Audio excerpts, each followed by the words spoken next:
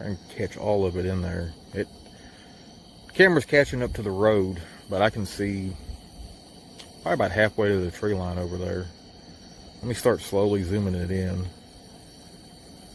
Runs off a lens system instead of the reflector.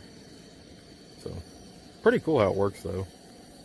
So I don't know how well camera picks it up, but yeah, it's just a square with two lines down the middle of it. And so you can zoom it out just a little bit and you can still get a good hot spot. So it's a little bit rounder, but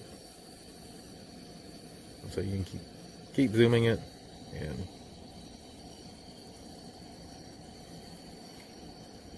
you can zoom all the way out. And it's a really good flood.